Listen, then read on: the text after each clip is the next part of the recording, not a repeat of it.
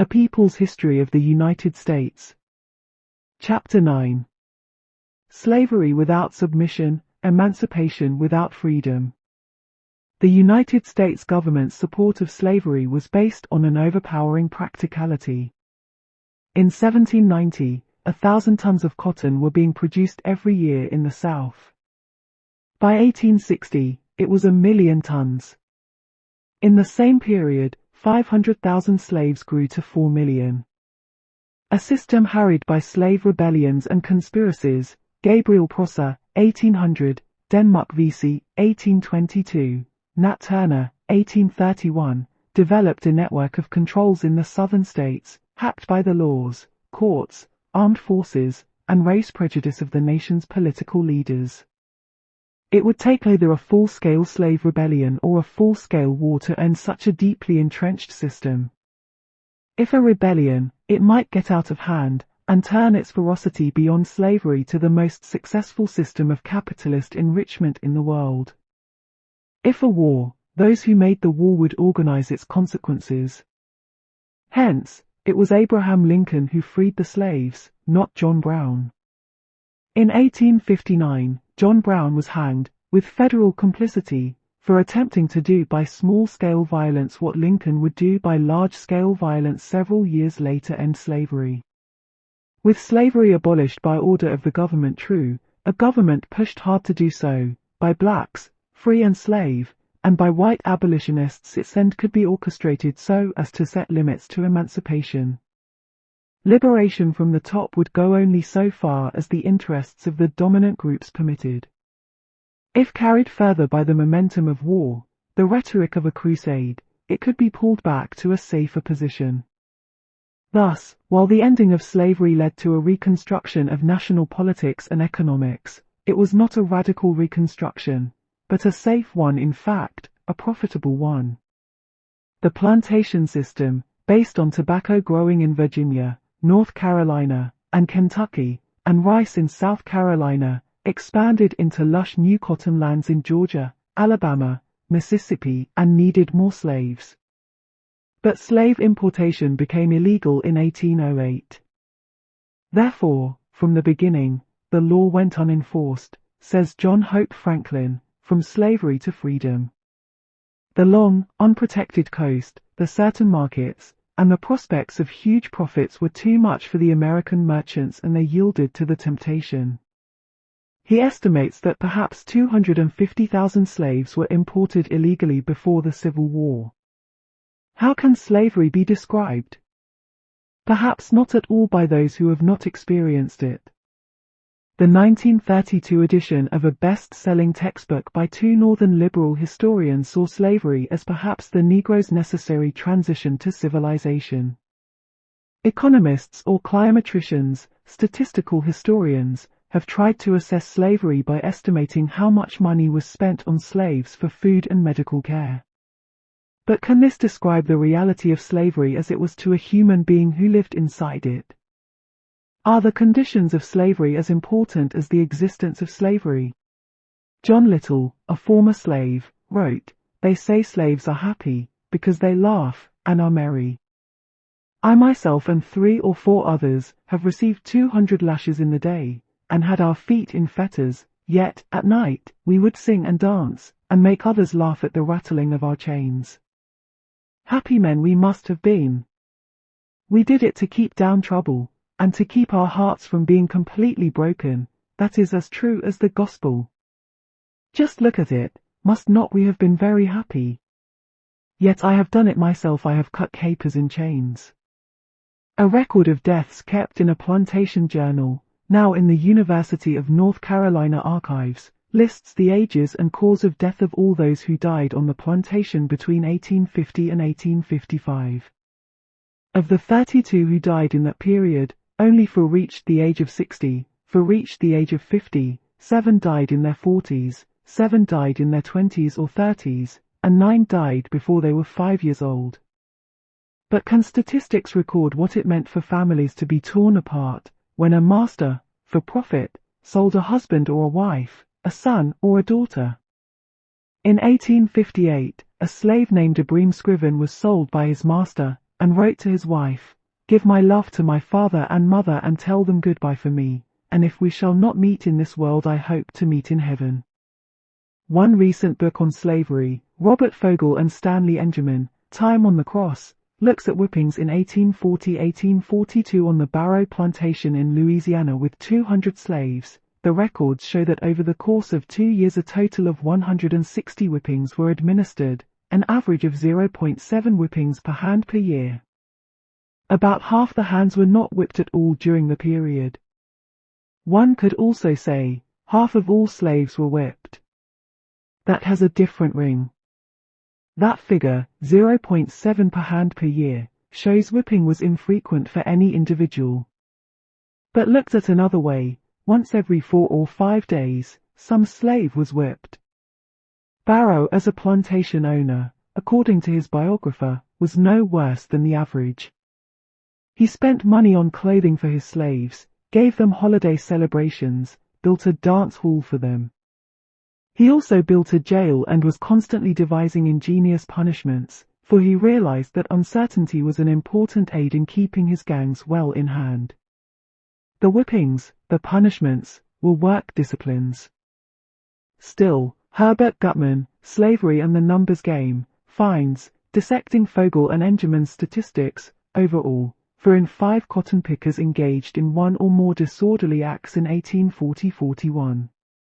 As a group, a slightly higher percentage of women than men committed 7 or more disorderly acts.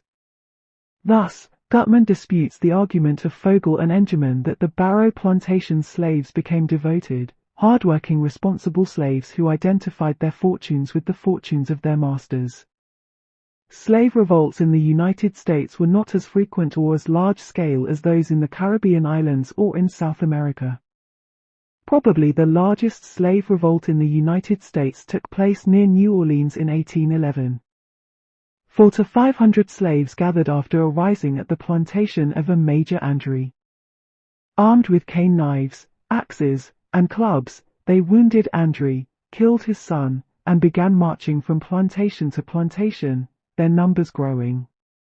They were attacked by U.S. Army and militia forces, 66 were killed on the spot, and 16 were tried and shot by a firing squad. The conspiracy of Denmark Vesey, himself a free Negro, was thwarted before it could be carried out in 1822. The plan was to burn Charleston, South Carolina, then the 6th largest city in the nation, and to initiate a general revolt of slaves in the area. Several witnesses said thousands of blacks were implicated in one way or another. Blacks had made about 250 pike heads and bayonets and over 300 daggers, according to Herbert Aptheker's account. But the plan was betrayed, and 35 blacks, including Vesey, were hanged. The trial record itself, published in Charleston, was ordered destroyed soon after publication, as too dangerous for slaves to see. Nat Turner's rebellion in Southampton County, Virginia, in the summer of 1831, threw the slaveholding South into a panic, and then into a determined effort to bolster the security of the slave system. Turner, claiming religious visions, gathered about 70 slaves, who went on a rampage from plantation to plantation, murdering at least 55 men, women, and children. They gathered supporters, but were captured as their ammunition ran out. Turner and perhaps 18 others were hanged. Did such rebellion set back the cause of emancipation, as some moderate abolitionists claimed at the time? An answer was given in 1845 by James Hammond, a supporter of slavery, but if your course was wholly different if you distilled nectar from your lips and discoursed sweetest music. Do you imagine you could prevail on us to give up $1,000 million in the value of our slaves, and $1,000 million more in the depreciation of our lands? The slave owner understood this, and prepared. Henry Tragic, The Southampton Slave Revolt of 1831, says, in 1831, Virginia was an armed and garrisoned state. With a total population of 1,211,405, the state of Virginia was able to field a militia force of 101,488 men, including cavalry, artillery, grenadiers, riflemen, and light infantry. It is true that this was a paper army in some ways, in that the county regiments were not fully armed and equipped, but it is still an astonishing commentary on the state of the public mind of the time. During a period when neither the state nor the nation faced any sort of exterior threat, we find that Virginia felt the need to maintain a security force roughly 10% of the total number of its inhabitants, black and white, male and female, slave and free. Rebellion, though rare, was a constant fear among slave owners. Ulrich Phillips, a Southerner whose American Negro slavery is a classic study, wrote, "A great number of Southerners at all times held the firm belief that the Negro population was so docile, so little cohesive, and in the main so friendly toward the whites and so contented that a disastrous insurrection by them would be impossible. But on the whole, there was much greater anxiety abroad in the land than historians have told of." Eugene Genovese, in his comprehensive study of slavery, Roll, Jordan, Roll, sees a record of simultaneous accommodation and resistance to slavery. The resistance included stealing property, sabotage and slowness, killing overseers and masters, burning down plantation buildings, running away. Even the accommodation breathed a critical spirit and disguised subversive actions. Most of this resistance, Genovese stresses, fell short of organized insurrection, but its significance for masters and slaves was enormous. Running away was much more realistic than armed insurrection. During the 1850s, about 1,000 slaves a year escaped into the North, Canada, and Mexico. Thousands ran away for short periods. And this despite the terror facing the runaway. The dogs used in tracking fugitives bit, tore, mutilated, and if not pulled off in time, killed their prey, Genovese says.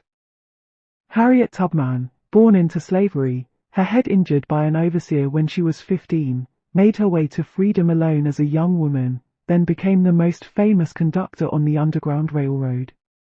She made 19 dangerous trips back and forth, often disguised, escorting more than 300 slaves to freedom, always carrying a pistol, telling the fugitives, "You'll be free or the..." She expressed her philosophy: "There was one of two things I had a right to, liberty or death. If I could not have one, I would have the other, for no man should take me alive." One overseer told a visitor to his plantation that some Negroes are determined never to let a white man whip them and will resist you. When you attempt it, of course you must kill them in that case. One form of resistance was not to work so hard. W.E.B. Du Bois wrote, in The Gift of Black Folk, "As a tropical product with a sensuous receptivity to the beauty of the world, he was not as easily reduced to be the mechanical draft horse which the northern European laborer became. He tended to work as the results pleased him and refused to work or sought to refuse when he did not find the spiritual returns adequate. Thus he was easily accused of laziness and driven as a slave when in truth he brought to modern manual labor a renewed valuation of life." Ulrich Phillips described truancy, absconding, vacations without leave, and resolute efforts to escape from bondage altogether. He also described collective actions. Occasionally, however, a squad would strike in a body as a protest against severities. An episode of this sort was recounted in a letter of a Georgia overseer to his absent employer: "Sir, I write you a few lines in order to let you know that 6 of your hands bass left the plantation, every man but Jack. They displeased me with their work and I give some of them a few lashes, Tom with the rest. On Wednesday morning, they were missing." The instances where poor whites helped slaves were not frequent, but sufficient to show the need for setting one group against the other. Genovese says, "The slaveholders suspected that non-slaveholders would encourage slave disobedience and even rebellion, not so much out of sympathy for the blacks as out of hatred for the rich planters and resentment of their own poverty." White men sometimes were linked to slave insurrectionary plots, and each such incident rekindled fears. This helps explain the stern police measures against whites who fraternized with blacks. Herbert Aptheker quotes a report to the governor of Virginia on a slave conspiracy in 1802, I have just received information that 3 white persons are concerned in the plot, and they have arms and ammunition concealed under their houses, and were to give aid when the Negroes should begin. One of the conspiring slaves said that it was the common run of poor white people who were involved. In return, blacks helped whites in need. One black runaway told of a slave woman who had received 50 lashes of the whip for giving food to a white neighbor who was poor and sick. When the Brunswick Canal was built in Georgia, the black slaves and white Irish workers were segregated, the excuse being that they would do violence against one another. That may well have been true, but Fanny Kemble, the famous actress and wife of a planter, wrote in her journal, "But the Irish are not only quarrellers, and rioters, and fighters, and drinkers, and despisers of niggers, they are passionate, impulsive, warm-hearted, generous people, much given to powerful indignations, which break out suddenly when not compelled to smoulder sullenly, pestilent sympathizers too, and with a sufficient dose of American atmospheric air in their lungs, properly mixed with a right proportion of ardent spirits, there is no saying but what they might actually take to sympathy with the slaves, and I leave you to judge of the possible consequences. You perceive, I am sure, that they can by no means be allowed to work together on the Brunswick Canal." The need for slave control led to an ingenious device, paying poor whites themselves so troublesome for 200 years of Southern history to be overseers of black labor and therefore buffers for black hatred. Religion was used for control. A book consulted by many planters was the Cotton Plantation Record and Account Book, which gave these instructions to overseers. You will find that an hour devoted every Sabbath morning to their moral and religious instruction would prove a great aid to you in bringing about a better state of things amongst the Negroes. As for black preachers, as Genovese puts it, they had to speak a language defiant enough to hold the high-spirited among their flock, but neither so inflammatory as to rouse them to battles they could not win, nor so ominous as to arouse the ire of ruling powers. Practicality decided. The slave communities, embedded as they were among numerically preponderant and militarily powerful whites, counseled a strategy of patience, of acceptance of what could not be helped, of a dogged effort to keep the black community alive and healthy, a strategy of survival that, like its African prototype, above all said yes to life in this world. It was once thought that slavery had destroyed the black family, and so the black condition was blamed on family frailty rather than on poverty and prejudice. Blacks without families, helpless, lacking kinship and identity, would have no will to resist.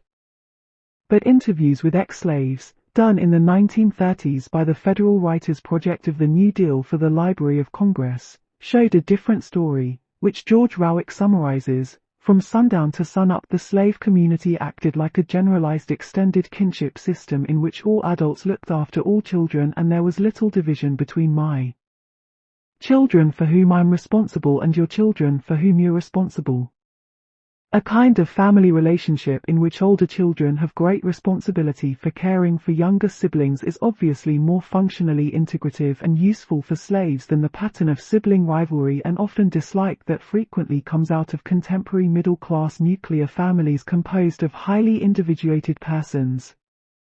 Indeed, the activity of the slaves in creating patterns of family life that were functionally integrative did more than merely prevent the destruction of personality. It was part and parcel, as we shall see, of the social process out of which came black pride, black identity, black culture, the black community, and black rebellion in America. Old letters and records dug out by historian Herbert Gutman, The Black Family in Slavery and Freedom, show the stubborn resistance of the slave family to pressures of disintegration. A woman wrote to her son from whom she had been separated for 20 years, "I long to see you in my old age now, my dear son, I pray you to come and see your dear old mother. I love you, Cato, you love your mother. You are my only son." And a man wrote to his wife, sold away from him with their children, "Send me some of the children's hair in a separate paper with their names on the paper. I had rather anything to had happened to me most than ever to have been parted from you and the children. Laura, I do love you the same." Going through records of slave marriages, Gutman found how high was the incidence of marriage among slave men and women, and how stable these marriages were. He studied the remarkably complete records kept on one South Carolina plantation. He found a birth register of 200 slaves extending from the 18th century to just before the Civil War. It showed stable kin networks, steadfast marriages, unusual fidelity, and resistance to forced marriages. Slaves hung on determinedly to themselves, to their love of family, their wholeness. A shoemaker on the South Carolina Sea Islands expressed this in his own way. "I lost an arm, but it hasn't gone out of my brains." This family solidarity carried into the 20th century. The remarkable Southern black farmer Nate Shaw recalled that when his sister died, leaving 3 children, his father proposed sharing their care, and he responded, "That suits me. Papa, let's handle CM like this. Don't get the 2 little boys, the youngest ones, off at your house and the oldest one be at my house, and we bold these little boys apart and won't bring 'em to see one another. I'll bring the little boy that I keep, the oldest one, around to your home amongst the other 2. And you forward the others to my house and let 'em grow up knowing that they are brothers. Don't keep 'em separated in a way that they'll forget about one another. Don't do that, Papa." Also insisting on the strength of blacks even under slavery, Lawrence Levine, Black Culture and Black Consciousness, gives a picture of a rich culture among slaves, a complex mixture of adaptation and rebellion. Through the creativity of stories and songs, we raised a wheat, they give us the corn, we baked a bread, they give us the crust, we sift the meal, they give us the husk, we peeled the meat, they give us the skin, and that's the way they take us in. We skimmed a pot, they give us the liquor, and say that's good enough for nigger. There was mockery. The poet William Cullen Bryant, after attending a corn shucking in 1843 in South Carolina, told of slave dances turned into a pretended military parade, a sort of burlesque of our militia trainings. Spirituals often had double meanings. The song "O Canaan, Sweet Canaan, I am bound for the land of Canaan" often meant that slaves meant to get to the north, their Canaan. During the Civil War, slaves began to make up new spirituals with bolder messages. "Before I'd be a slave, I'd be buried in my grave, and go home to my Lord and be saved." And the spiritual "Many thousand go, no more pack o' corn for me, no more, no more, no more drivers lash for me, no more, no more." Levine refers to slave resistance as pre-political, expressed in countless ways in daily life and culture. Music, magic, art, religion were all ways, he says, for slaves to hold on to their humanity. While Southern slaves held on, free blacks in the North, there were about 130,000 in 1830, about 200,000 in 1850, agitated for the abolition of slavery. In 1829, David Walker, son of a slave, but born free in North Carolina, moved to Boston, where he sold old clothes. The pamphlet he wrote and printed, Walker's Appeal, became widely known. It infuriated Southern slaveholders. Georgia offered a reward of $10,000 to anyone who would deliver Walker alive, and $1,000 to anyone who would kill him.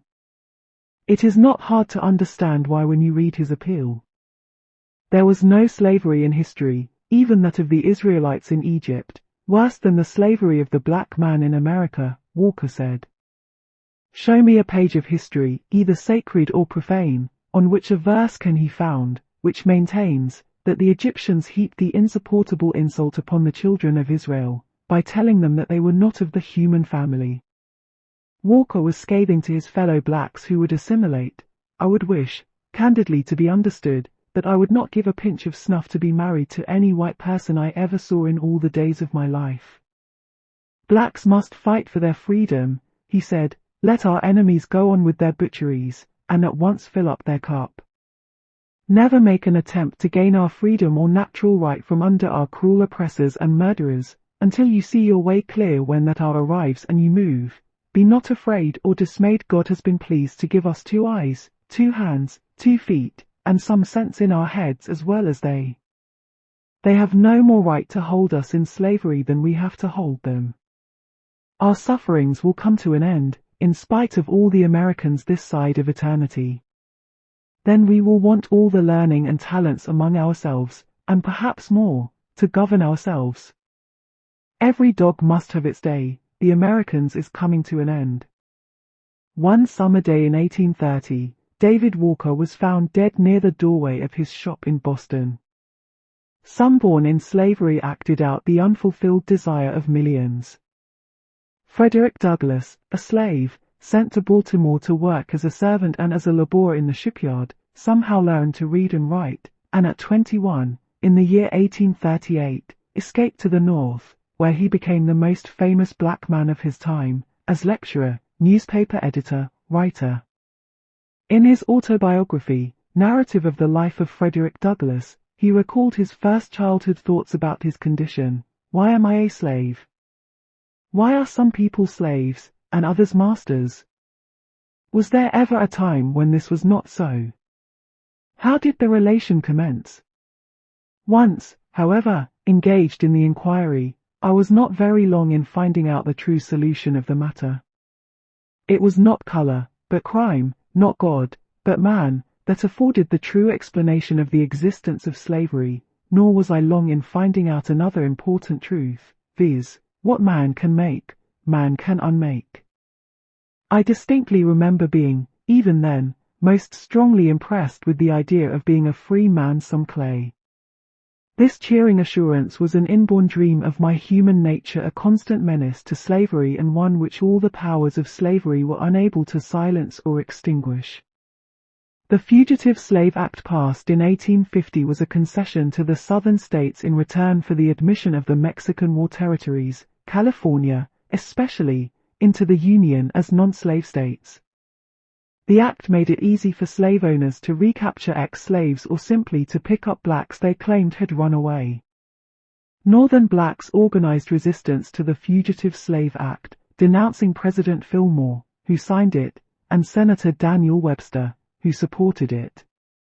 One of these was J. W. Logan, son of a slave mother and her white owner. He had escaped to freedom on his master's horse, gone to college, and was now a minister in Syracuse, New York. He spoke to a meeting in that city in 1850. The time has come to change the tones of submission into tones of defiance and to tell Mr. Fillmore and Mr. Webster, if they propose to execute this measure upon us, to send on their bloodhounds. I received my freedom from heaven, and with it came the command to defend my title to it. I don't respect this law, I don't fear it. I won't obey it. It outlaws me, and I outlaw it. I will not live a slave, and if force is employed to re-enslave me, I shall make preparations to meet the crisis as becomes a man. Your decision tonight in favor of resistance will give vent to the spirit of liberty, and it will break the bands of party, and shout for joy all over the North. Heaven knows that this act of noble daring will break out somewhere, and may God grant that Syracuse be the honored spot, whence it shall send an earthquake voice through the land. The following year, Syracuse had its chance. A runaway slave named Jerry was captured and put on trial. A crowd used crowbars and a battering ram to break into the courthouse, defying marshals with drawn guns, and set Jerry free. Logan made his home in Syracuse, a major station on the Underground Railroad. It was said that he helped 1,500 slaves on their way to Canada. His memoir of slavery came to the attention of his former mistress, and she wrote to him, asking him either to return or to send her $1,000 in compensation. Logan's reply to her was printed in the abolitionist newspaper, The Liberator, Mrs. Sarah Logue. You say you have offers to buy me, and that you shall sell me if I do not send you $1,000, and in the same breath and almost in the same sentence, you say, you know we raised you as we did our own children. Woman, did you raise your own children for the market? Did you raise them for the whipping post? Did you raise them to be driven off, bound to a coffle in chains? Shame on you. But you say I am a thief, because I took the old mare along with me. Have you got to learn that I had a better right to the old mare, as you call her, than Manasseh Logue had to me? Is it a greater sin for me to steal his horse, than it was for him to rob my mother's cradle, and steal me? Have you got to learn that human rights are mutual and reciprocal, and if you take my liberty and life, you forfeit your own liberty and life? Before God and high heaven, is there a law for one man which is not a law for every other man? If you or any other speculator on my body and rights wish to know how I regard my rights, they need but come here, and lay their hands on me to enslave me yours, etc. J. W. Logan. Frederick Douglass knew that the shame of slavery was not just the South's, that the whole nation was complicit in it. On the 4th of July, 1852, he gave an Independence Day address. Fellow citizens, pardon me, and allow me to ask, why am I called upon to speak here today? What have I or those I represent to do with your national independence? Are the great principles of political freedom and of natural justice, embodied in that Declaration of Independence, extended to us? And am I, therefore, called upon to bring our humble offering to the national altar, and to confess the benefits, and express devout gratitude for the blessings resulting from your independence to us? What to the American slave is your 4th of July? I answer, a day that reveals to him more than all other days of the year, the gross injustice and cruelty to which he is the constant victim. In him your celebration is a sham, your boasted liberty an unholy license, your national greatness, swelling vanity, your sounds of rejoicing are empty and heartless, your denunciation of tyrants, brass-fronted impudence, your shouts of liberty and equality, hollow mockery, your prayers and hymns, your sermons and thanksgivings, with all your religious parade and solemnity, are to him mere bombast, fraud, deception, impiety, and hypocrisy, a thin veil to cover up crimes which would disgrace a nation of savages. There is not a nation of the earth guilty of practices more shocking and bloody than are the people of these United States at this very hour. Go where you may, search where you will, roam through all the monarchies and despotisms of the old world, travel through South America, search out every abuse, and when you have found the last, lay your facts by the side of the everyday practices of this nation, and you will say with me that, for revolting barbarity and shameless hypocrisy, America reigns without a rival. 10 years after Nat Turner's rebellion, there was no sign of black insurrection in the South. But that year, 1841, one incident took place which kept alive the idea of rebellion. Slaves being transported on a ship, the Creole overpowered the crew, killed one of them, and sailed into the British West Indies, where slavery had been abolished in 1833. England refused to return the slaves. There was much agitation in England against American slavery, and this led to angry talk in Congress of war with England, encouraged by Secretary of State Daniel Webster. The colored people's press denounced Webster's bullying position, and, recalling the Revolutionary War and the War of 1812, wrote, "If war be declared, will we fight in defense of a government which denies us the most precious right of citizenship? The states in which we dwell have twice availed themselves of our voluntary services, and have repaid us with chains and slavery. Shall we a third time kiss the foot that crushes us? If so, we deserve our chains." As the tension grew, North and South, blacks became more militant. Frederick Douglass spoke in 1857, "Let me give you a word of the philosophy of reforms. The whole history of the progress of human liberty shows that all concessions yet made to her august claims have been born of struggle. If there is no struggle, there is no progress.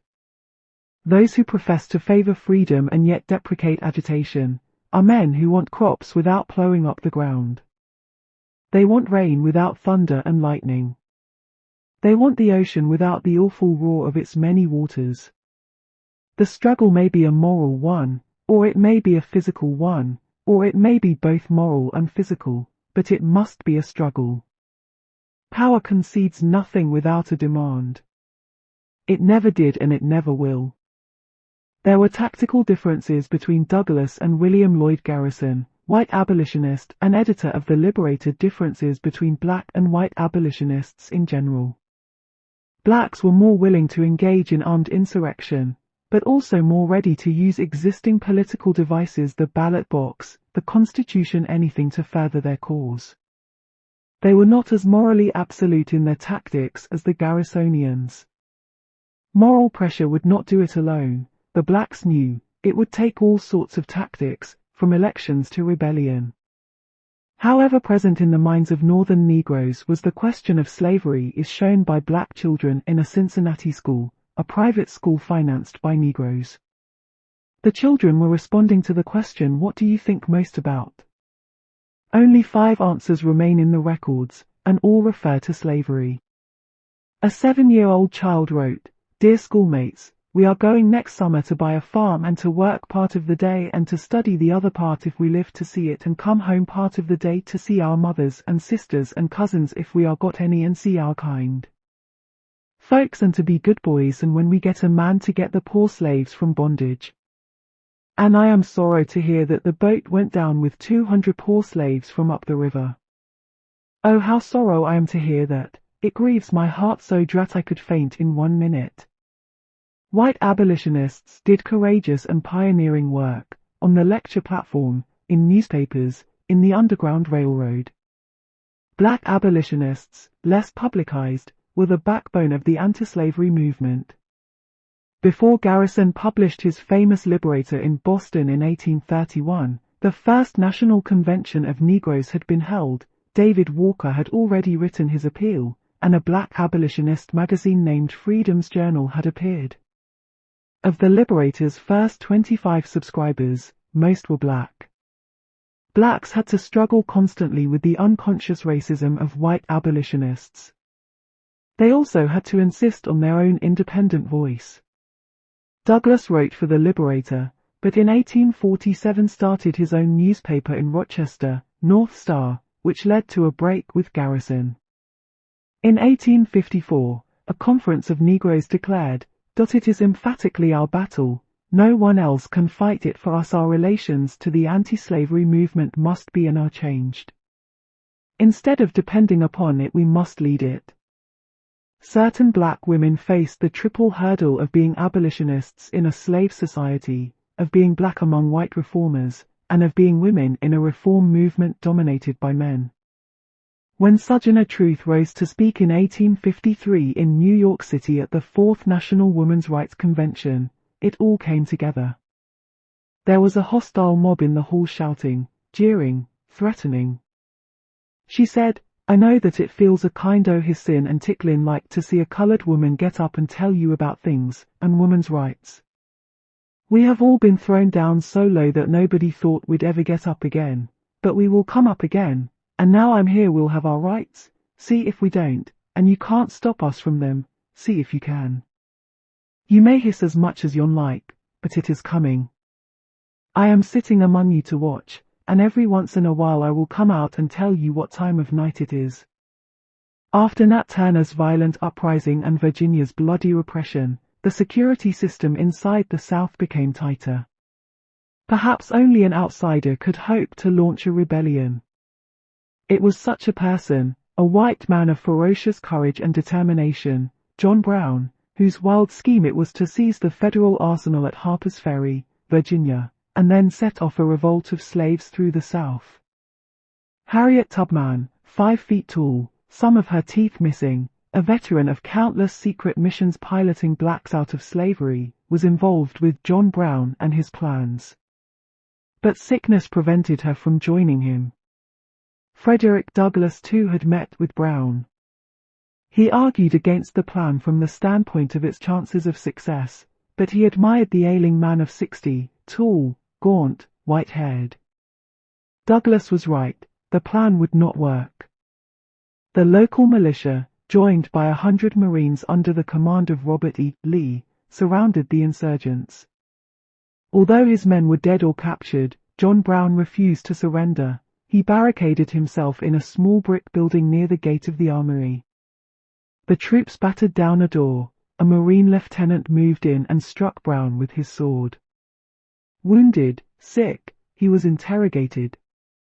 W.E.B. Du Bois, in his book John Brown, writes, "Picture the situation, an old and blood-bespattered man, half dead from the wounds inflicted but a few hours before, a man lying in the cold and dirt, without sleep for 55 nerve-wracking hours, without food for nearly as long, with the dead bodies of his 2 sons almost before his eyes, the piled corpses of his 7 slain comrades near and afar, a wife and a bereaved family listening in vain, and a lost cause, the dream of a lifetime, lying dead in his heart lying there. Interrogated by the governor of Virginia, Brown said, "You had better all you people at the South prepare yourselves. For a settlement of this question you may dispose of me very easily. I am nearly disposed of now, but this question is still to be settled, this Negro question, I mean, the end of that is not yet." Du Bois appraises Brown's action. If his foray was the work of a handful of fanatics, led by a lunatic and repudiated by the slaves to a man, then the proper procedure would have been to ignore the incident, quietly punish the worst offenders and either pardon the misguided leader or send him to an asylum. While insisting that the raid was too hopelessly and ridiculously small to accomplish anything, the state nevertheless spent $250,000 to punish the invaders, stationed from 1 to 3,000 soldiers in the vicinity and threw the nation into turmoil.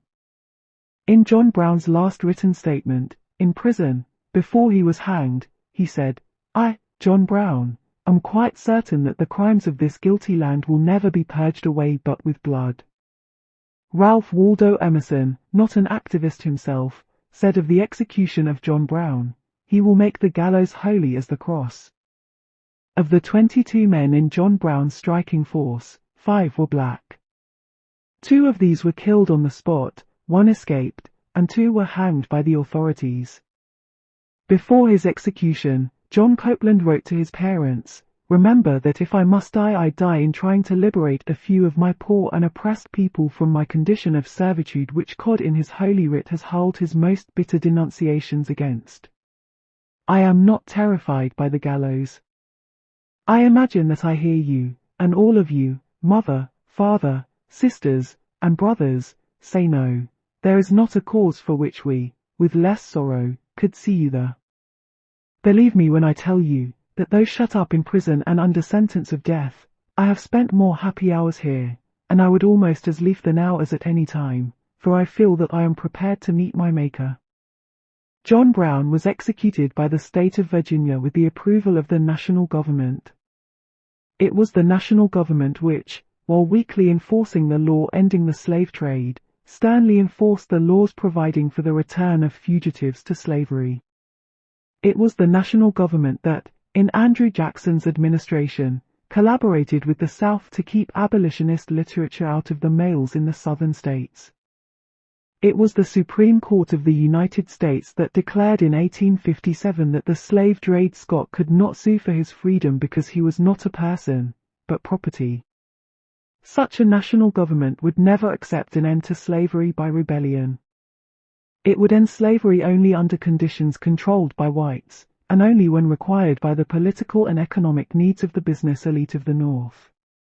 It was Abraham Lincoln who combined perfectly the needs of business, the political ambition of the new Republican Party, and the rhetoric of humanitarianism.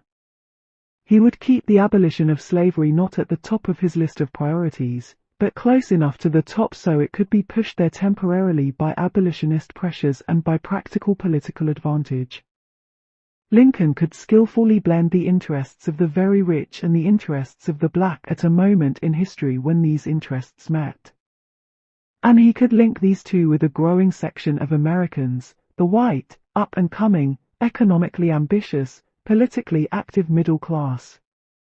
As Richard Hofstadter puts it, thoroughly middle class in his ideas, he spoke for those millions of Americans who had begun their lives as hired workers, as farm hands, clerks, teachers, mechanics, flatboat men, and rail splitters, and had passed into the ranks of landed farmers, prosperous grocers, lawyers, merchants, physicians, and politicians. Lincoln could argue with lucidity and passion against slavery on moral grounds, while acting cautiously in practical politics. Lie believed that the institution of slavery is founded on injustice and bad policy, but that the promulgation of abolition doctrines tends to increase rather than abate its evils. Put against this Frederick Douglass's statement on struggle, or garrison, sir, slavery will not be overthrown without excitement, a most tremendous excitement.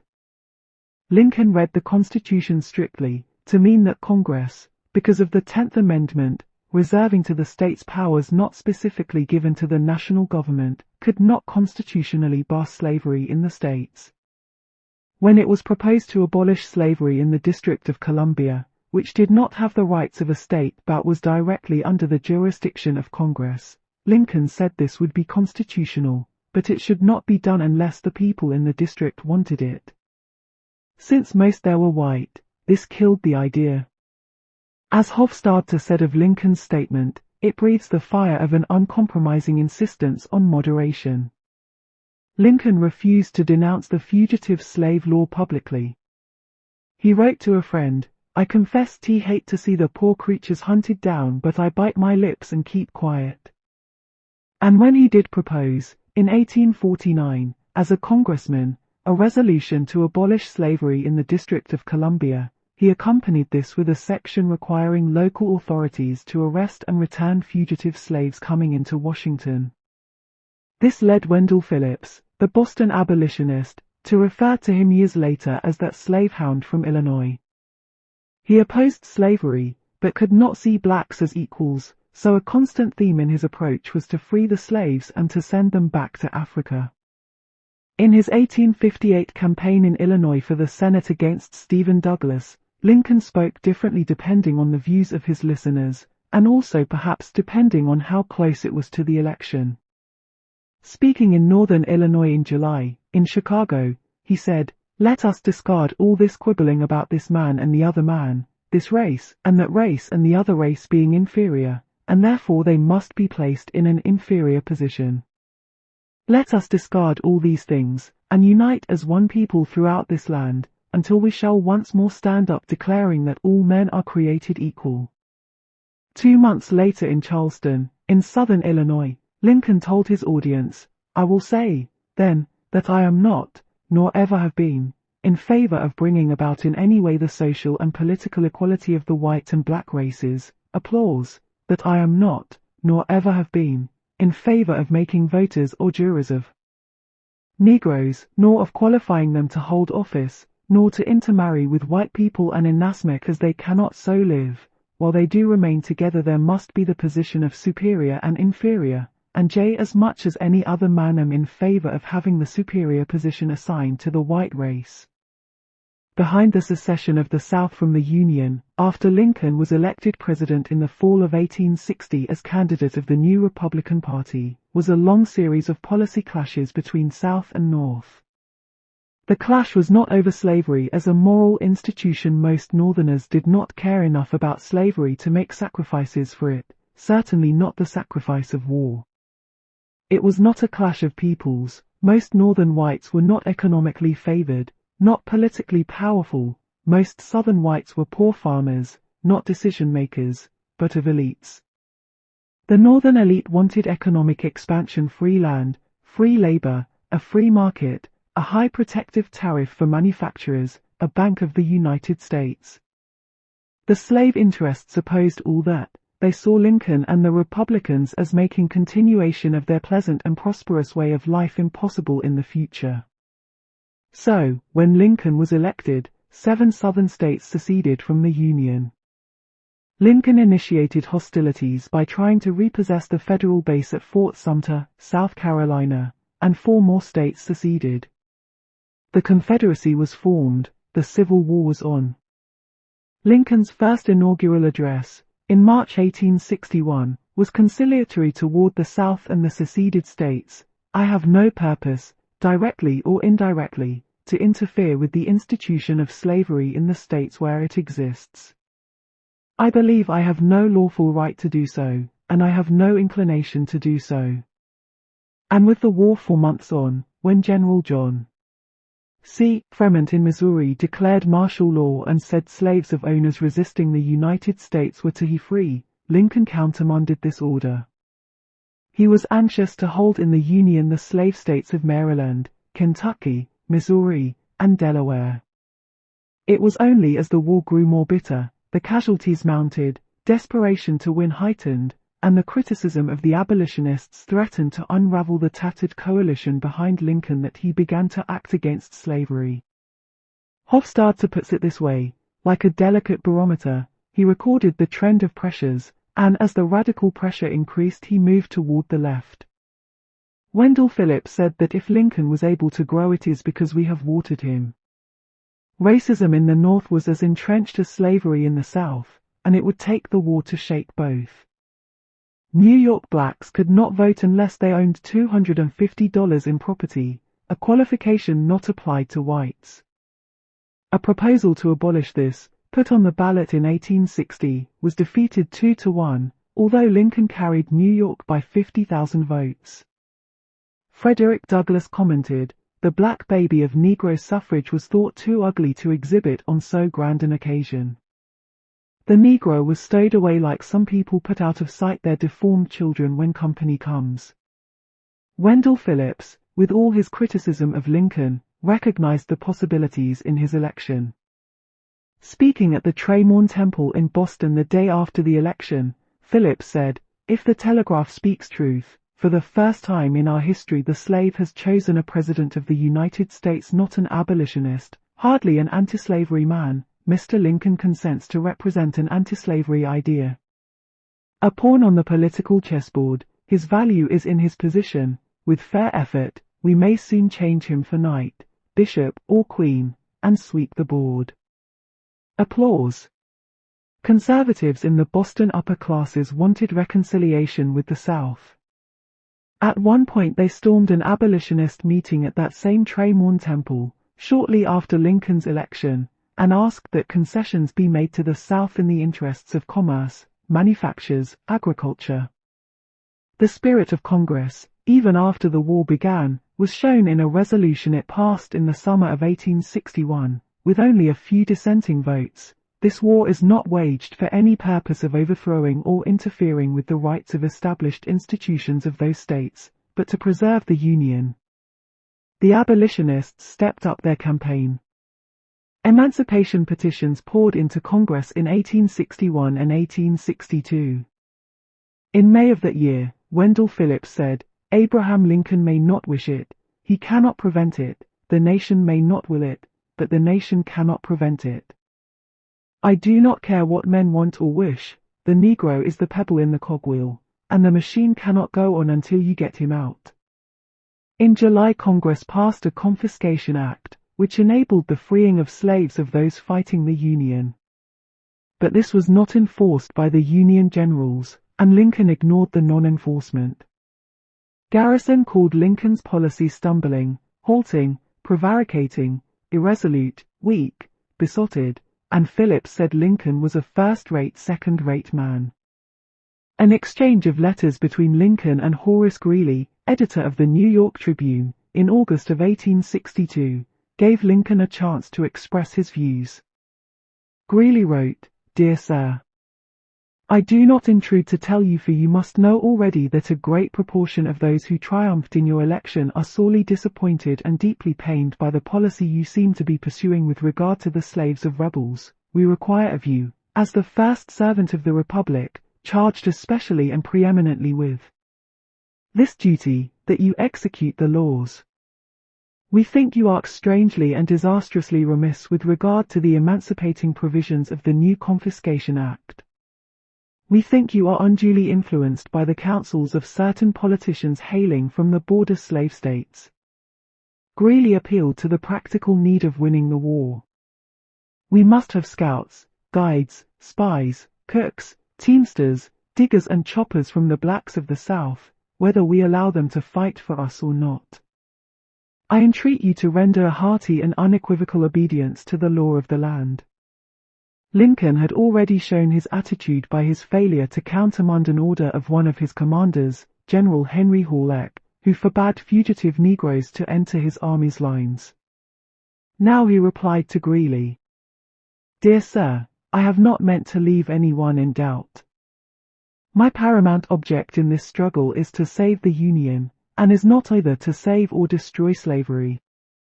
If I could save the Union without freeing any slave, I would do it, and if I could save it by freeing all the slaves, I would do it, and if I could do it by freeing some and leaving others alone, I would also do that. What I do about slavery and the colored race, I do because it helps to save this Union, and what I forbear because I do not believe it would help to save the Union. I have here stated my purpose according to my view of official duty, and I intend no modification of my oft expressed personal wish. That all men, everywhere, could be free.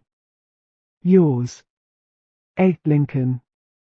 So Lincoln distinguished between his personal wish and his official duty. When in September 1862, Lincoln issued his preliminary Emancipation Proclamation, it was a military move, giving the South 4 months to stop rebelling, threatening to emancipate their slaves if they continued to fight, promising to leave slavery untouched in states that came over to the North, that on the first day of January, AD 1863, all persons held as slaves within any state or designated part of a state the people whereof shall then be in rebellion against the United States shall be thenceforward, and forever free.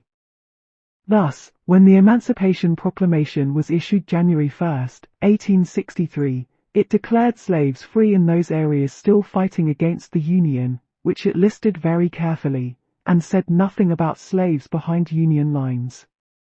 As Hofstadter put it, the Emancipation Proclamation had all the moral grandeur of a bill of lading. The London Spectator wrote concisely, "The principle is not that a human being cannot justly own another, but that he cannot own him unless he is loyal to the United States." Limited as it was, the Emancipation Proclamation spurred anti-slavery forces. By the summer of 1864, 400,000 signatures asking legislation to end slavery had been gathered and sent to Congress, something unprecedented in the history of the country. That April, the Senate had adopted the 13th Amendment, declaring an end to slavery, and in January 1865, the House of Representatives followed. With the proclamation, the Union Army was open to blacks. And the more blacks entered the war, the more it appeared a war for their liberation. The more whites had to sacrifice, the more resentment there was, particularly among poor whites in the North, who were drafted by a law that allowed the rich to buy their way out of the draft for $300. And so the draft riots of 1863 took place, uprisings of angry whites in northern cities, their targets not the rich, far away, but the blacks, near at hand. It was an orgy of death and violence. A black man in Detroit described what he saw, a mob, with kegs of beer on wagons, armed with clubs and bricks, marching through the city, attacking black men, women, children. He heard one man say, "If we are got to he killed up for Negroes then we will kill everyone in this town." The Civil War was one of the bloodiest in human history up to that time, 600,000 dead on both sides, in a population of 30 million, the equivalent, in the United States of 1978, with a population of 250 million, of 5 million dead. As the battles became more intense, as the bodies piled up, as war fatigue grew, the existence of blacks in the South, for million of them, became more and more a hindrance to the South, and more an opportunity for the North. Du Bois, in Black Reconstruction, pointed this out. These slaves had enormous power in their hands. Simply by stopping work, they could threaten the Confederacy with starvation. By walking into the Federal camps, they showed to doubting Northerners the easy possibility of using them thus, but by the same gesture, depriving their enemies of their use in just these fields. It was this plain alternative that brought Lee's sudden surrender. Either the South must make terms with its slaves, free them, use them to fight the North, and thereafter no longer treat them as bondsmen, or they could surrender to the North with the assumption that the North after the war must help them to defend slavery, as it had before. George Rowick, a sociologist and anthropologist, describes the development of blacks up to and into the Civil War. The slaves went from being frightened human beings, thrown among strange men, including fellow slaves who were not their kinsmen and who did not speak their language or understand their customs and habits, to what W.E.B. Du Bois once described as the general strike, whereby hundreds of thousands of slaves deserted the plantations, destroying the Smiths' ability to supply its army. Black women played an important part in the war, especially toward the end.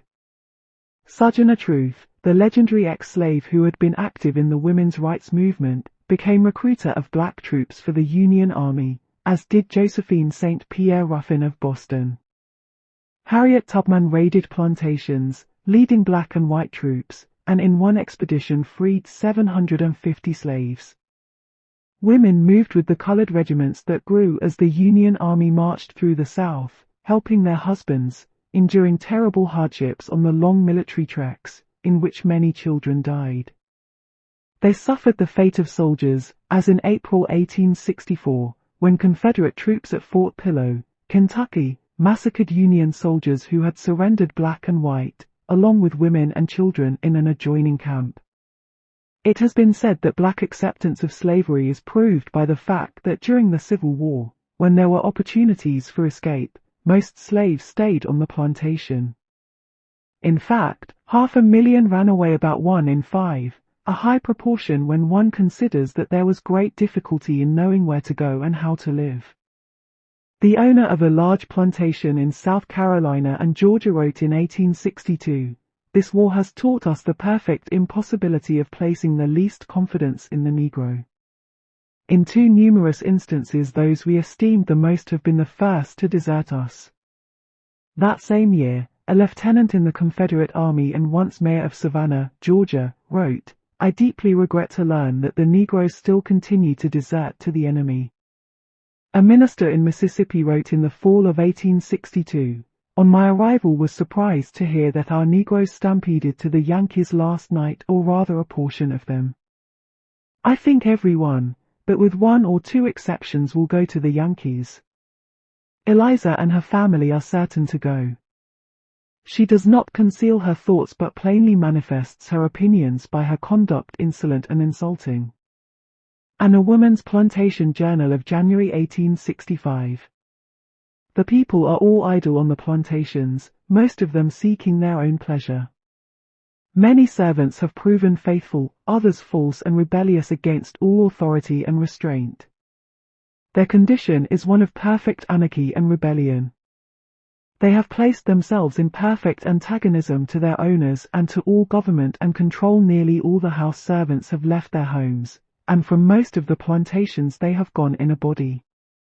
Also in 1865, a South Carolina planter wrote to the New York Tribune that the conduct of the Negro in the late crisis of our affairs has convinced me that we were all laboring under delusion. I believed that these people were content, happy, and attached to their masters. But events and reflection have caused me to change these positions. If they were content, happy, and attached to their masters, why did they desert him in the moment of his need and flock to an enemy, whom they did not know, and thus left their perhaps really good masters whom they did know from infancy? Genovese notes that the war produced no general rising of slaves, but, in Lafayette County, Mississippi, slaves responded to the Emancipation Proclamation by driving off their overseers and dividing the land and implements among themselves. Aptheca reports a conspiracy of Negroes in Arkansas in 1861 to kill their enslavers.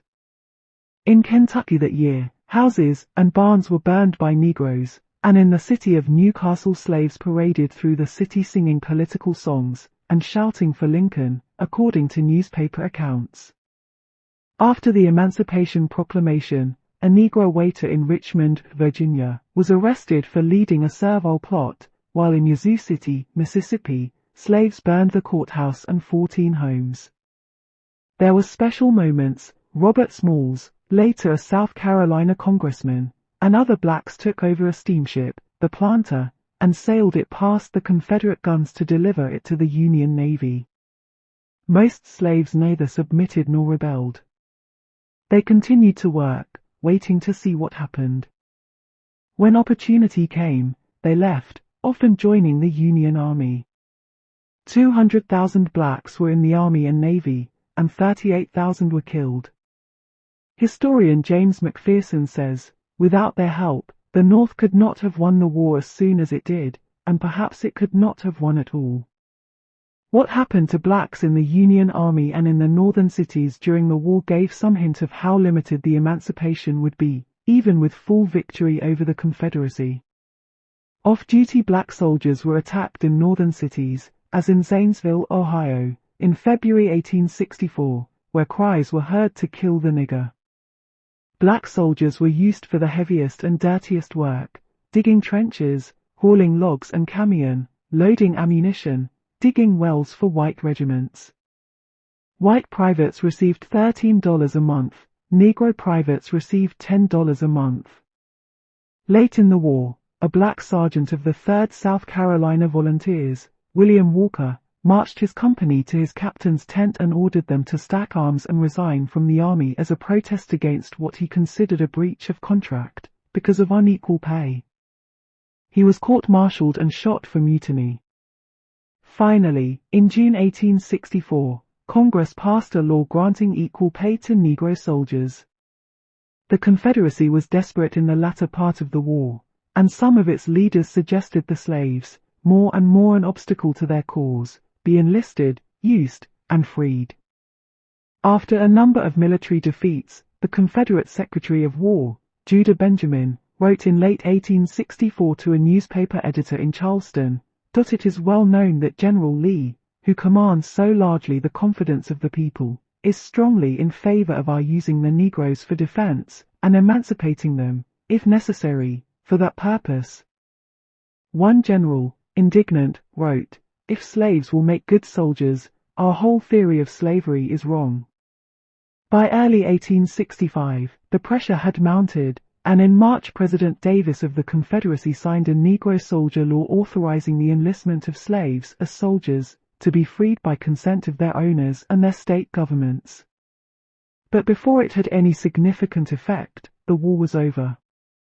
Former slaves, interviewed by the Federal Writers Project in the 30s, recalled the war's end. Susie Melton: "I was a young gal, about 10 years old, and we done heard that Lincoln gonna turn the niggers free. All missus say there wasn't nothing to it. Then a Yankee soldier told someone in Williamsburg that Lincoln done signed the Emancipation. Was wintertime and mighty cold that night, but everybody commenced getting ready to leave. Didn't care nothing about missus was going to the Union lines. And all that night the niggers danced and sang right out in the cold. Next morning at daybreak we all started out with blankets and clothes and pots and pans and chickens piled on our backs, 'cause missus said we couldn't take no horses or carts. And as the sun come up over the trees, the niggers started to singing, 'Son, you be here and I'll be gone, son, you be here and I'll be gone, son, you be here and I'll be gone, bye, bye, don't grieve after me, won't give you my place, not for yours, bye, bye, don't grieve after me 'cause you be here and I'll be gone.'" Anna Woods: "We wasn't there in Texas long when the soldiers marched in to tell us that we were free. I remembers one woman. She jumped on a barrel and she shouted. She jumped off and she shouted. She jumped hack on again and shouted some more. She kept that up for a long time, just jumping on a barrel and back off again." Annie Mayweather said, "I remember hearing my pa say that when somebody came and hollered, 'You niggers is free at last,' say he just dropped his hock and said in a queer voice, 'Thank God for that.'" The Federal Writers Project recorded an ex-slave named Fanny Berry, "Niggers shouting and clappin' hands and singin'. Chillin' running all over the place beatin' time and yellin'. Everybody happy. Show did some celebratin'. Run to the kitchen and shout in the window. Mammy, don't you cook no more. You's free. You's free." Many Negroes understood that their status after the war, whatever their situation, legally, would depend on whether they owned the land they worked on or would be forced to be semi-slaves for others. In 1863, a North Carolina Negro wrote that if the strict law of right and justice is to be observed, the country around me is the entailed inheritance of the Americans of African descent, purchased by the invaluable labor of our ancestors, through a life of tears and groans, under the lash and yoke of tyranny. Abandoned plantations, however, were leased to former planters, and to white men of the North. As one colored newspaper said, the slaves were made serfs and chained to the soil. Such was the boasted freedom acquired by the colored man at the hands of the Yankee. Under congressional policy approved by Lincoln, the property confiscated during the war under the Confiscation Act of July 1862 would revert to the heirs of the Confederate owners. Dr. John Rock, a black physician in Boston, spoke at a meeting. Why talk about compensating masters? Compensate them for what? What do you owe them? What does the slave owe them? What does society owe them? Compensate the master. It is the slave who ought to be compensated. The property of the South is by right the property of the slave. Some land was expropriated on grounds the taxes were delinquent, and sold at auction. But only a few blacks could afford to buy this.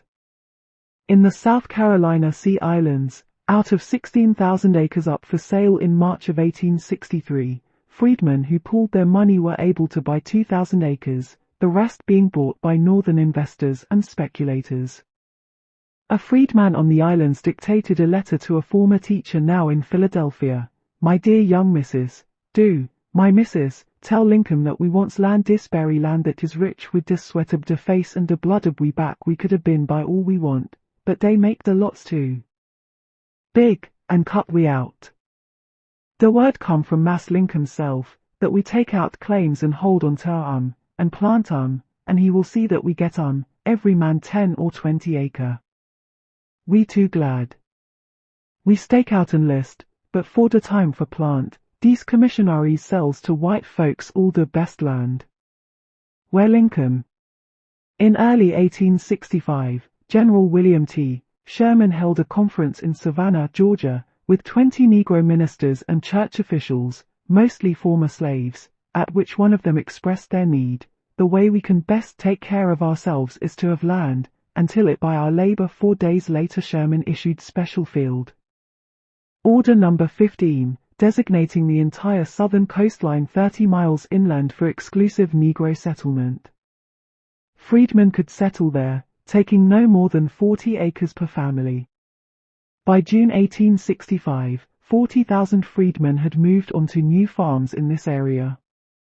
But President Andrew Johnson, in August of 1865, restored this land to the Confederate owners, and the freedmen were forced off, some at Bayonet Point.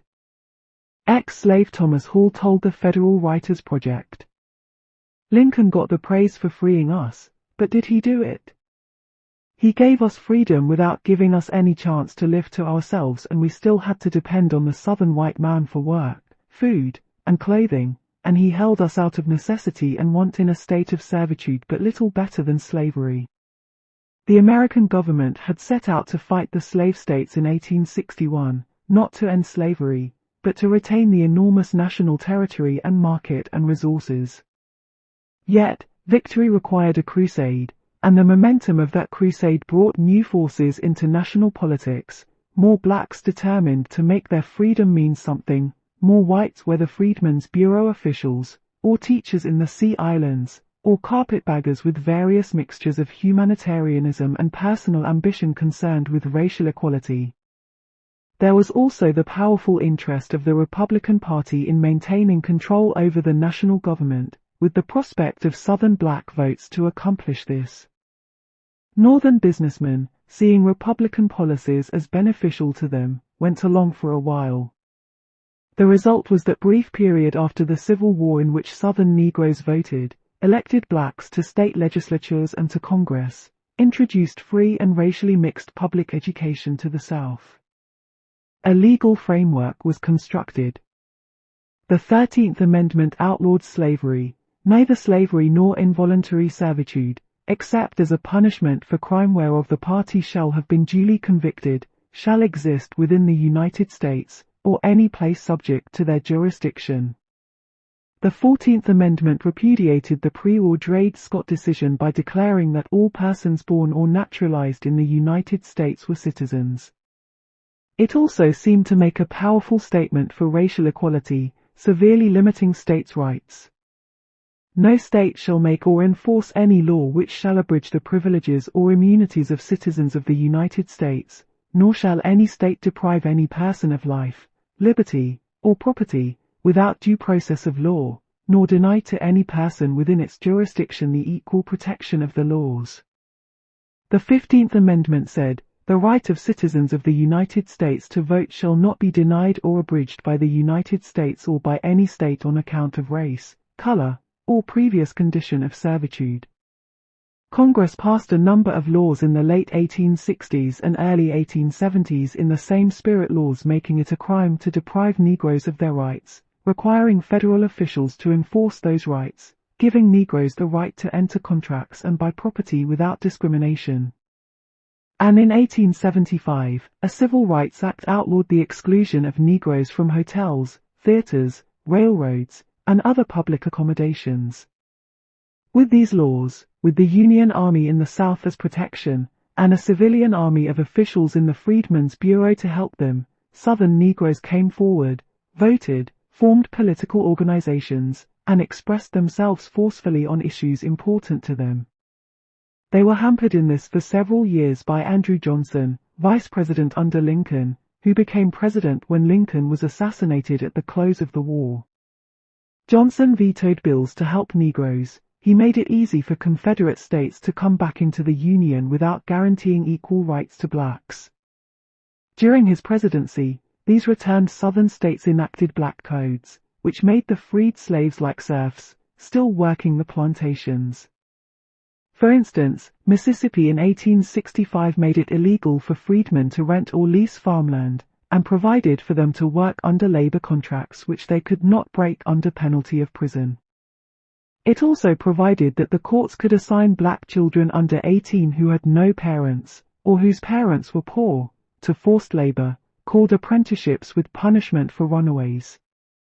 Andrew Johnson clashed with senators and congressmen who, in some cases for reasons of justice, in others out of political calculation, supported equal rights and voting for the freedmen. These members of Congress succeeded in impeaching Johnson in 1868, using as an excuse that he had violated some minor statute, but the Senate fell one vote short of the 2/3 required to remove him from office. In the presidential election of that year, Republican Ulysses Grant was elected, winning by 300,000 votes, with 700,000 Negroes voting, and so Johnson was out as an obstacle. Now the Southern states could come back into the Union only by approving the new constitutional amendments. Whatever Northern politicians were doing to help their cause, Southern blacks were determined to make the most of their freedom, in spite of their lack of land and resources.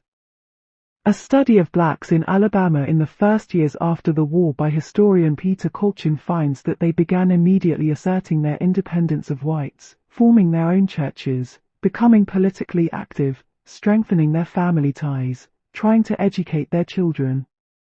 Colchin disagrees with the contention of some historians that slavery had created a Sambo mentality of submission among blacks. As soon as they were free, these supposedly dependent, childlike Negroes began acting like independent men and women. Negroes were now elected to Southern state legislatures, although in all these they were a minority except in the lower house of the South Carolina legislature. A great propaganda campaign was undertaken North and South, one which lasted well into the 20th century, in the history textbooks of American schools, to show that blacks were inept, lazy, corrupt, and ruinous to the governments of the South when they were in office. Undoubtedly there was corruption, but one could hardly claim that blacks had invented political conniving, especially in the bizarre climate of financial finagling North and South after the Civil War.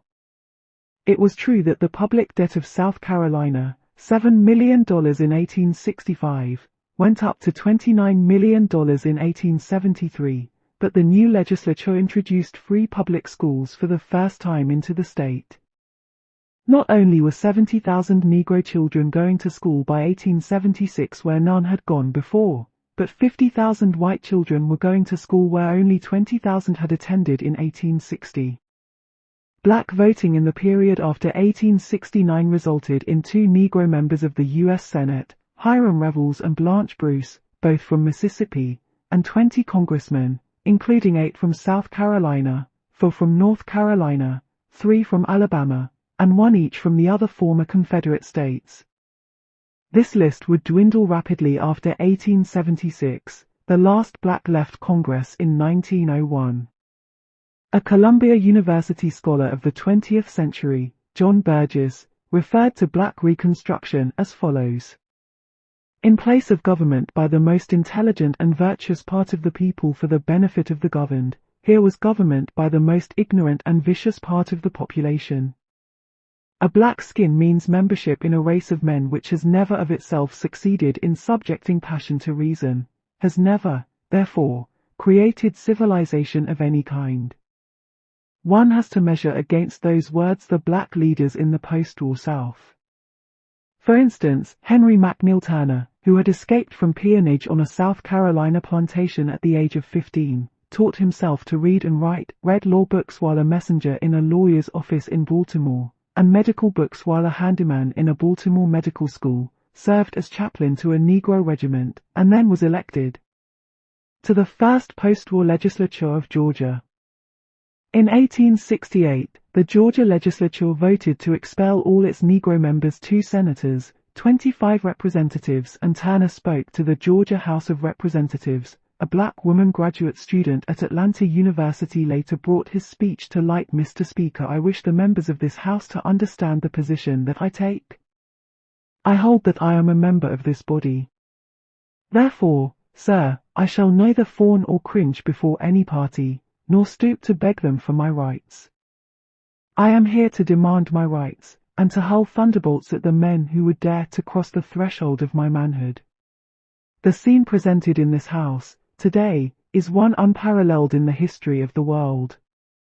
Never, in the history of the world, has a man been arraigned before a body clothed with legislative, judicial or executive functions, charged with the offense of being of a darker hue than his fellow men.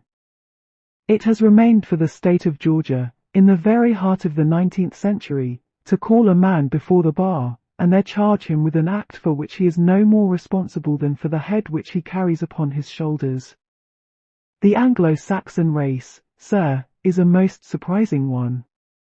I was not aware that there was in the character of that race so much cowardice, or so much pusillanimity. I tell you, sir, that this is a question which will not the today.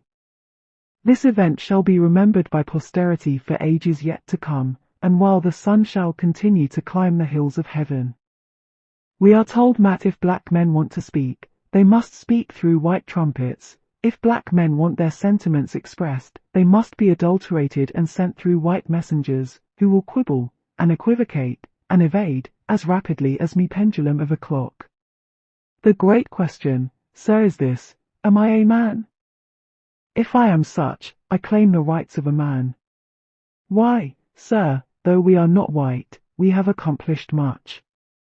We have pioneered civilization here, we have built up your country, we have worked in your fields, and garnered your harvests, for 250 years. And what do we ask of you in return? Do we ask you for compensation for the sweat our fathers bore for you, for the rears you have caused, and the hearts you have broken, and the lives you have curtailed, and the blood you have spilled? Do we ask retaliation? We ask it not. We are willing to let the dead past bury its dead, but we ask you now for our rights. As black children went to school, they were encouraged by teachers, black and white, to express themselves freely, sometimes in catechism style. The records of a school in Louisville, Kentucky, teacher: Now children, you don't think white people are any better than you because they have straight hair and white faces. Students: No, sir. Teacher: No, they are no better, but they are different, they possess great power, they formed this great government, they control this vast country. Now what makes them different from you? Students: Money. Teacher: Yes, but what enabled them to obtain it? How did they get money? Students: Got it off us, stole it off we all. Black women helped rebuild the post-war South. Frances Ellen Watkins Harper, born free in Baltimore, self-supporting from the age of 13, working as a nursemaid, later as an abolitionist lecturer, reader of her own poetry, spoke all through the southern states after the war. She was a feminist, participant in the 1866 Women's Rights Convention, and founder of the National Association of Colored Women. In the 1890s she wrote the first novel published by a black woman, Lola Leroy, or Shadows Uplifted. In 1878 she described what she had seen and heard recently in the South. An acquaintance of mine, who lives in South Carolina, and has been engaged in mission work, reports that, in supporting the family, women are the mainstay, that 2/3 of the truck gardening is done by them in South Carolina, that in the city they are more industrious than the men. When the men lose their work through their political affiliations, the women stand by them, and say, "Stand by your principles." Through all the struggles to gain equal rights for blacks, certain black women spoke out on their special situation. Sojourner Truth, at a meeting of the American Equal Rights Association, said, "There is a great stir about colored men getting their rights, but not a word about the colored women, and if colored men get their rights, and not colored women theirs, you sec the colored men will be masters over the women, and it will be just as bad as it was before. So I am for keeping the thing going while things are stirring, because if we wait till it is still, it will take a great while to get it going again. I am above 80 years old, it is about time for me to be going. I have been 40 years a slave and 40 years free, and would be here 40 years more to have equal rights for all. I suppose I am kept here because something remains for me to do. I suppose I am yet to help break the chain. I have done a great deal of work, as much as a man, but did not get so much pay. I used to work in the field and bind grain, keeping with the cradler, but men doing no more, got twice as much pay. I suppose I am about the only colored woman that goes about to speak for the rights of the colored women. I want to keep the thing stirring, now that the ice is cracked. The constitutional amendments were passed, the laws for racial equality were passed, and the black man began to vote and to hold office. Cut so long as the Negro remained dependent on privileged rights for work, for the necessities of life, his vote could be bought or taken away by threat of force. Thus, laws calling for equal treatment became meaningless. While Union troops, including colored troops, remained in the South, this process was delayed. But the balance of military powers began to change. The Southern white oligarchy used its economic power to organize the Ku Klux Klan and other terrorist groups. Northern politicians began to weigh the advantage of the political support of impoverished blacks maintained in voting and office only by force against the more stable situation of a South return to white supremacy, accepting Republican dominance and business legislation. It was only a matter of time before blacks would be reduced once again to conditions not far from slavery. Violence began almost immediately with the end of the war.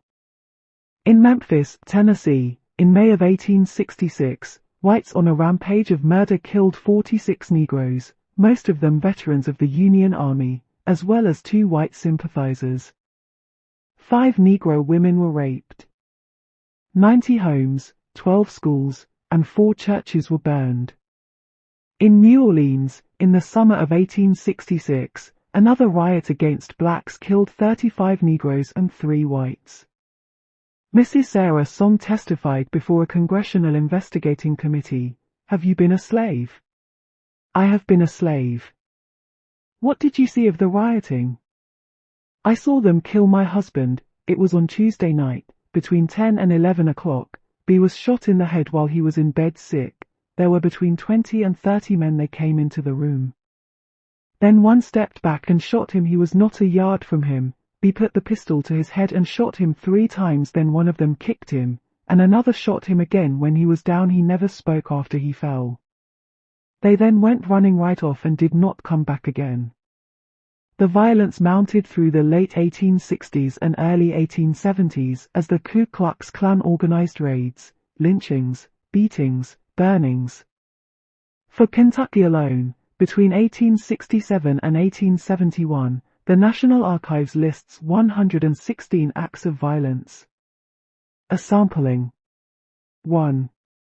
A mob visited Harrodsburg in Mercer County to take from jail a man named Robertson November 14, 1867. 1. Sam Davis hung by a mob in Harrodsburg, May 28, 1868. 2. W.M. Pierce hung by a mob in Christian July 12, 1868. 3. Geo. Roger hung by a mob in Bradsfordville, Martin County, July 11, 1868. 10. Silas Woodford, age 60, badly beaten by disguised mob. 109. Negro killed by Ku Klux Klan in Hay County, January 14, 1871. A Negro blacksmith named Charles Caldwell, born a slave, later elected to the Mississippi Senate, and known as a notorious and turbulent Negro by whites, was shot at by the son of a white Mississippi judge in 1868. Caldwell fired back and killed the man. Tried by an all-white jury, he argued self-defense and was acquitted, the first Negro to kill a white in Mississippi and go free after a trial. But on Christmas Day 1875, Caldwell was shot to death by a white gang. It was a sign. The old white rulers were taking back political power in Mississippi, and everywhere else in the South. As white violence rose in the 1870s, the national government, even under President Grant, became less enthusiastic about defending blacks, and certainly not prepared to arm them. The Supreme Court played its gyroscopic role of pulling the other branches of government back to more conservative directions when they went too far.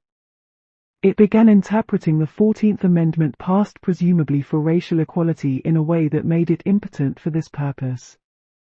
In 1883, the Civil Rights Act of 1875, outlawing discrimination against Negroes using public facilities, was nullified by the Supreme Court, which said, individual invasion of individual rights is not the subject matter of the amendment. The 14th Amendment, it said, was aimed at state action only. No state shall. A remarkable dissent was written by Supreme Court Justice John Harlan, himself a former slave owner in Kentucky, who said there was constitutional justification for banning private discrimination. He noted that the 13th Amendment, which banned slavery, applied to individual plantation owners, not just the state. He then argued that discrimination was a badge of slavery and similarly outlawable. He pointed also to the first clause of the 14th Amendment, saying that anyone born in the United States was a citizen, and to the clause in Article 4, Section 2, saying the citizens of each state shall be entitled to all privileges and immunities of citizens in the several states. Harlan was fighting a force greater than logic or justice. The mood of the court reflected a new coalition of northern industrialists and southern businessmen planters. The culmination of this mood came in the decision of 1896, Plessy versus Ferguson, when the court ruled that a railroad could segregate black and white if the segregated facilities were equal. The object of the amendment was undoubtedly to enforce the absolute equality of the two races before the law, but in the nature of things it could not have been intended to abolish distinctions based upon color, or to enforce social, as distinguished from political equality, or a commingling of the two races upon terms unsatisfactory to either. Harlan again dissented, our Constitution is colorblind. It was the year 1877 that spelled out clearly and dramatically what was happening.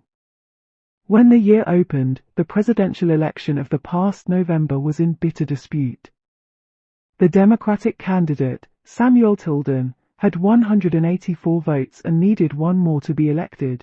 His popular vote was greater by 250,000.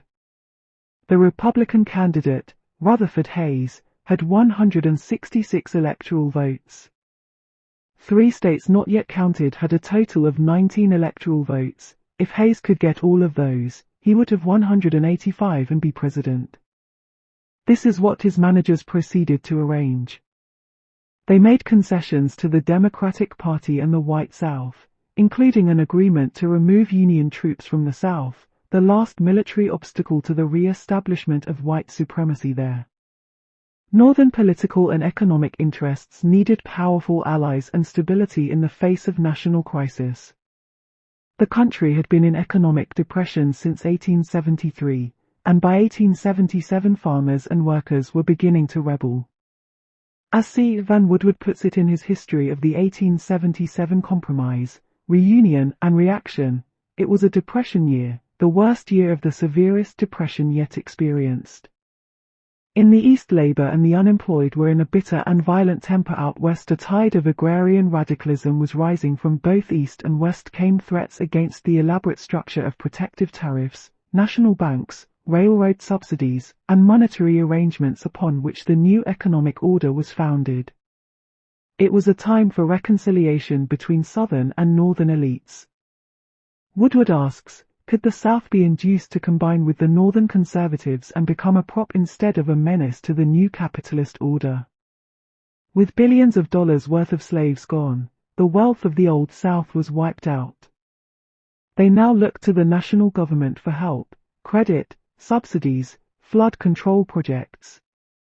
The United States in 1865 had spent $103,294,501 on public works, but the South received only $9,469,363. For instance, while Ohio got over $1 million, Kentucky, her neighbor south of the river, got $25,000. While Maine got $3 million, Mississippi got $136,000. While $83 million had been given to subsidize the Union Pacific and Central Pacific railroads, thus creating a transcontinental railroad through the North, there was no such subsidy for the South. So one of the things the South looked for was federal aid to the Texas and Pacific Railroad. Woodward says, by means of appropriations, subsidies, grants, and bonds such as Congress had so lavishly showered upon capitalist enterprise in the North, the South might yet mend its fortunes, or at any rate the fortunes of a privileged elite. These privileges were sought with the backing of poor white farmers, brought into the new alliance against blacks.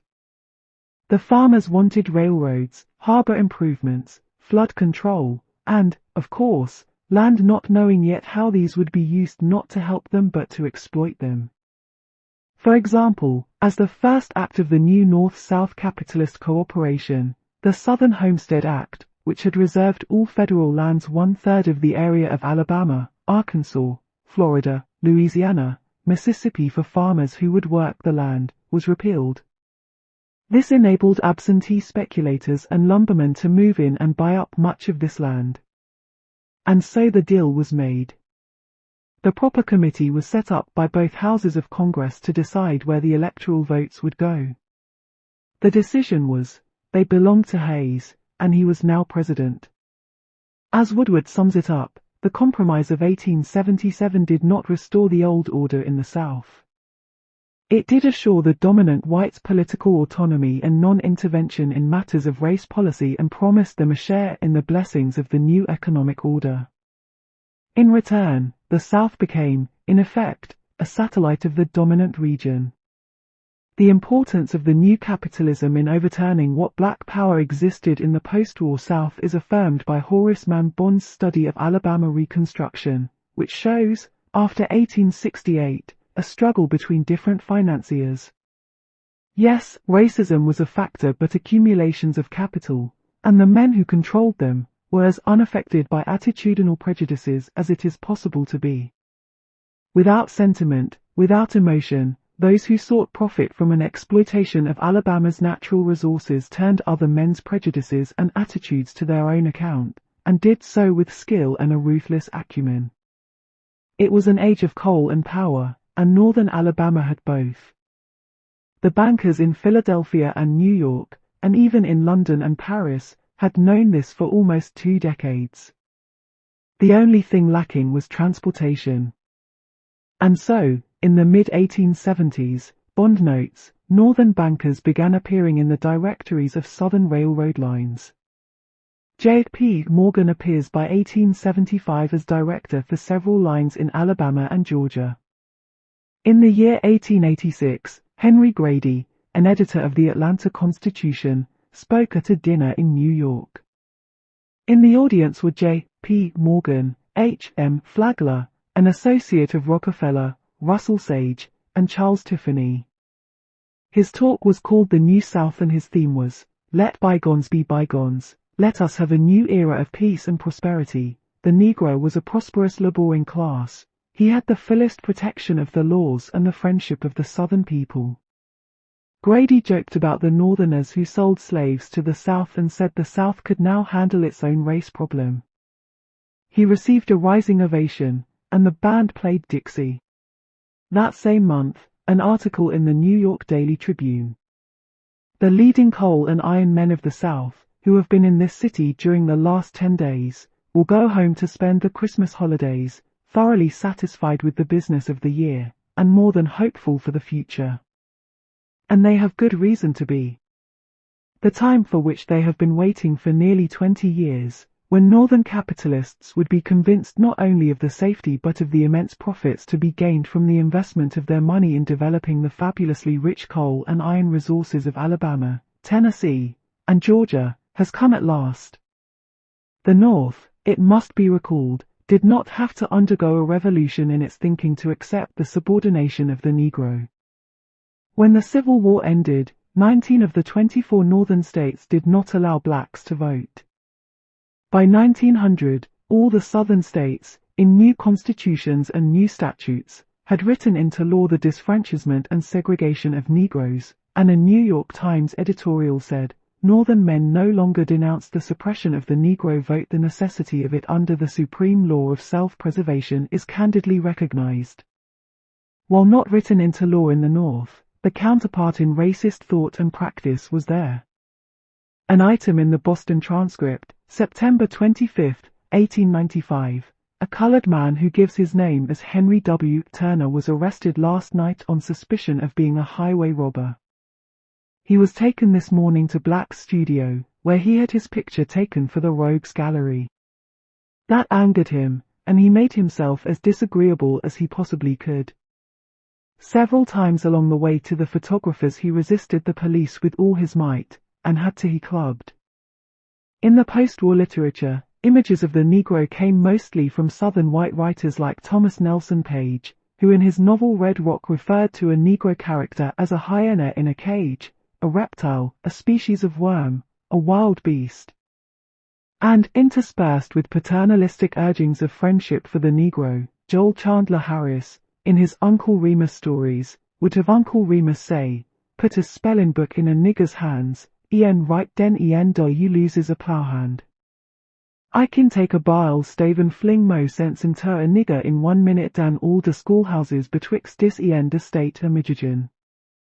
In this atmosphere it was no wonder that those Negro leaders most accepted in white society, like the educator Booker T. Washington, a one-time White House guest of Theodore Roosevelt, urged Negro political passivity. Invited by the white organizers of the Cotton States and International Exposition in Atlanta in 1895 to speak, Washington urged the Southern Negro to cast down your bucket where you are, that is, to stay in the South, to be farmers, mechanics, domestics, perhaps even to attain to the professions. He urged white employers to hire Negroes rather than immigrants of strange tongue and habits. Negroes, without strikes and labor wars, were the most patient, faithful, law-abiding and unresentful people that the world has seen. He said, "The wisest among my race understand that the agitation of questions of social equality is the extremist folly." Perhaps Washington saw this as a necessary tactic of survival in a time of hangings and burnings of Negroes throughout the South. It was a low point for black people in America. Thomas Fortune, a young black editor of the New York Globe, testified before a Senate committee in 1883 about the situation of the Negro in the United States. He spoke of widespread poverty, of government betrayal, of desperate Negro attempts to educate themselves. The average wage of Negro farm laborers in the South was about 50 cents a day, Fortune said. He was usually paid in orders, not money, which he could use only at a store controlled by the planter, a system of fraud. The Negro farmer, to get the wherewithal to plant his crop, had to promise it to the store, and when everything was added up at the end of the year he was in debt, so his crop was constantly owed to someone, and he was tied to the land, with the records kept by the planter and storekeeper so that the Negroes are swindled and kept forever in debt. As for supposed laziness, I am surprised that a larger number of them do not go to fishing, hunting, and loafing. Fortune spoke of the penitentiary system of the South, with its infamous chain gang, the object being to terrorize the blacks and furnish victims for contractors, who purchased the labor of these wretches from the state for a song. The white man who shoots a Negro always goes free, while the Negro who steals a hog is sent to the chain gang for 10 years. Many Negroes fled. About 6,000 black people left Texas, Louisiana, and Mississippi and migrated to Kansas to escape violence and poverty. Frederick Douglass and some other leaders thought this was a wrong tactic, but migrants rejected such advice. "We have found no leader to trust but God overhead of us," one said. Henry Adams, another black migrant, illiterate, a veteran of the Union Army, told a Senate committee in 1880 why he left Shreveport, Louisiana.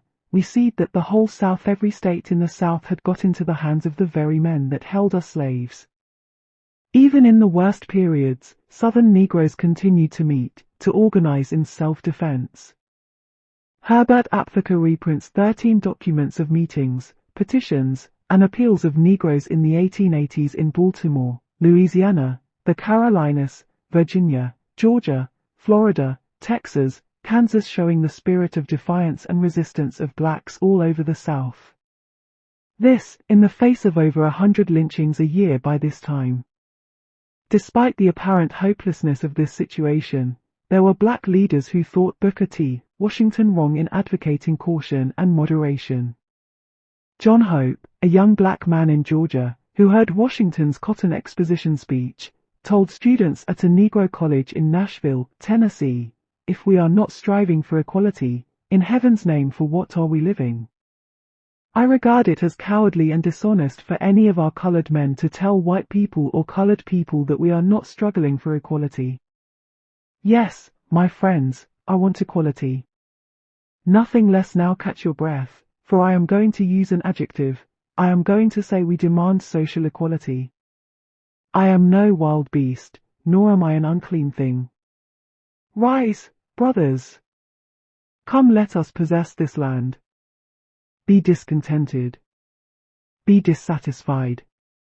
Be as restless as the tempestuous billows on the boundless sea. Let your discontent break mountain high against the wall of prejudice, and swamp it to the very foundation." Another black man, who came to teach at Atlanta University, W.E.B. Du Bois, saw the late 19th century betrayal of the Negro as part of a larger happening in the United States, something happening not only to poor blacks but to poor whites. In his book Black Reconstruction, written in 1935, he said, "God wept, but that mattered little to an unbelieving age. What mattered most was that the world wept and still is weeping and blind with tears and blood." For there began to rise in America in 1876 a new capitalism and a new enslavement of labor. Du Bois saw this new capitalism as part of a process of exploitation and bribery taking place in all the civilized countries of the world. Home labor in cultured lands, appeased and misled by a ballot whose power the dictatorship of vast capital strictly curtailed, was bribed by high wage and political office to unite in an exploitation of white, yellow, brown, and black labor, in lesser lands. Was Du Bois right that in that growth of American capitalism, before and after the Civil War, whites as well as blacks were in some sense becoming slaves?